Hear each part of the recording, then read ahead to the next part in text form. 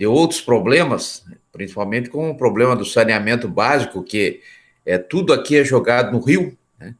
Então, aquela previsão da Lei 11.445 de 2003, que é a lei do saneamento básico, que foi reformulada agora pela Lei 14.026, ela vai ter que ser trabalhada e bem trabalhada para que possamos salvar o rio, porque senão daqui a pouco ele vai assorear, e assoreando ele desaparece, né? E aí vamos ficar sem rio, porque realmente, se não chover nos próximos dias, existe um entendimento de que há muita água, né, aqui no Acre, só que toda vez que passa aí um mês, ou nem chega nem um mês sem chover, já gera todo esse problema, né? Então, a política nacional aí dos mananciais ou da água, da Lei 9.433 de 97, essa lei ela tem esse papel, né, de orientar quanto à preservação do que tem, mas na verdade parece que não está sendo muito observada, porque toda vez que o rio baixa, aparece aí uma série de lixos e coisa, né, geladeira, fogões e etc e tal. Isso realmente está trazendo uma série de problemas aí, porque isso aí vai jogando água para o lado e ela vai assoreando, né? Vai acabando, vai diminuindo a lâmina e o rio vai ficando mais fraco. E aí acaba com o rio. Isso é muito interessante, na medida em que as políticas.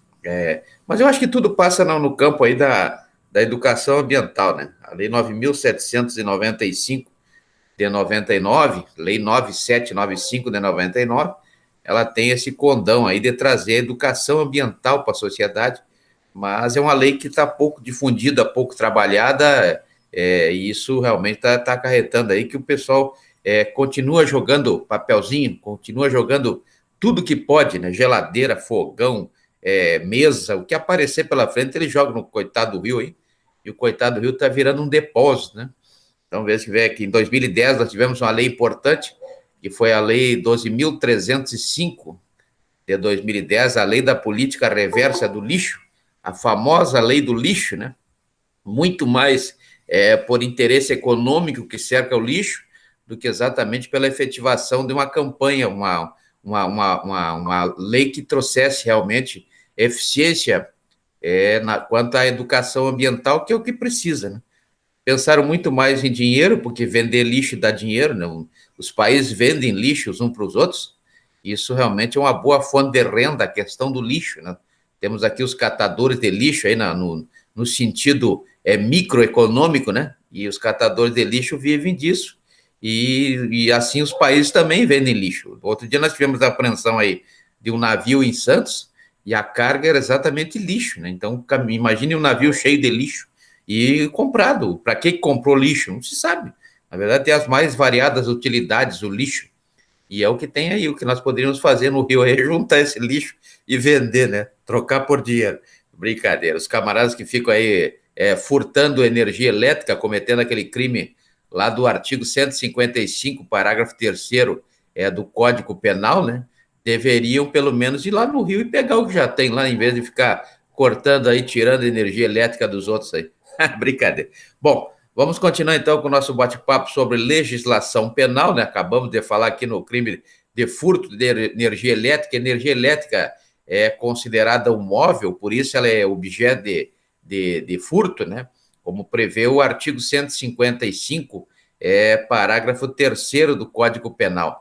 É interessante essa proposta aí, porque aparentemente a energia elétrica não trata-se de um móvel, mas na verdade é um móvel, e é considerado como um móvel, como prevê o artigo 92 da Lei 10.406 de 2002.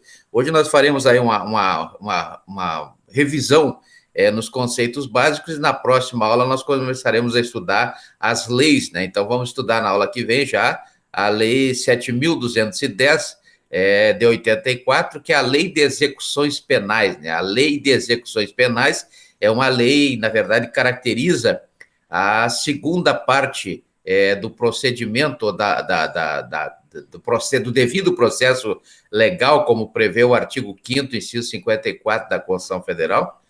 A primeira fase, exatamente a fase cognitiva, ou a fase de conhecimento, aquela fase em que o Estado vai reconhecer a existência da infração penal, né? Logicamente, por isso, devido ao processo legal. Então, o juiz natural, lá do artigo 5º, inciso 53 da Constituição Federal, após dada a oportunidade do contraditório e da ampla defesa, com todos os meios e recursos a ela inerentes, como prevê o artigo 5º, inciso 55 da Constituição Federal, aí tem várias outras que aparecem, por exemplo, a comprovação de que não havia no processo provas ilícitas, né? E lembrando sempre que essas provas ilícitas, elas se dão no sentido amplo, porque a prova ilícita mesmo, propriamente dita, é aquela prova que contraria o direito material, né? E a prova ilegítima é aquela que contraria o direito formal, o chamado direito processual, que é o devido processo legal. Então, não havendo nem prova ilícita, nem prova ilegítima, então o processo, na verdade, e oferecida a oportunidade do contraditório e da ampla defesa, né, logicamente que a primeira coisa que se vê é que se o juízo que vai julgar realmente é o juízo competente, porque como sabemos, lá no artigo 5º, inciso 37 da Constituição Federal, proíbe o juízo de exceção, né? Então, somente aquele juiz togado lá, lá no fórum e tal, que tem competência para julgar um crime, né? Porque o crime, na verdade, uma infração penal, ela só pode ser julgada, né, por um juiz que já esteja lá, por isso chamado de juiz natural, conforme prevê o artigo 5º, inciso 53 da Constituição Federal.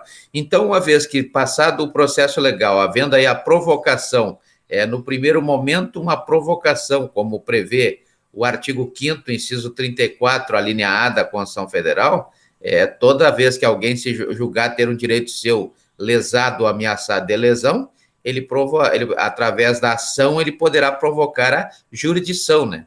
Como uma forma de heterocomposição para a resolução de conflito. No caso da infração penal, aí como o interesse, nós já vimos porque o interesse ele é público, né? O interesse é público, já que a natureza é pública, basta lembrar o que Michel Foucault falou, que todo crime é um dano à sociedade, é um dano para a sociedade, por isso o interesse público, o Ministério Público, nesse caso, então, já que é interesse público, ele será, então, o titular da ação penal, como prevê o artigo 129, inciso 1º, da Constituição Federal. E a ação que o Ministério Público tem para satisfazer aquele direito da sociedade previsto lá no artigo 5º, inciso 34, a linha A da Constituição Federal, que é o de provocar a jurisdição, né, já que não pode haver, por exemplo, linchamento, essas coisas, que são atos arbitrários das próprias razões, né, a chamada justiça com as próprias mãos, porque isso também é crime, né? Crime está lá no artigo 345 do Código Penal. O artigo 345 do Código Penal, ele traz aí o chamado crime com as próprias mãos, né? Ou seja, o exercício arbitrário das próprias razões, quando a pessoa só pode agir por conta própria no caso de autotutela, né? Autotutela são aqueles casos permitidos pela própria lei, como a legítima defesa, como o desforço imediato, etc.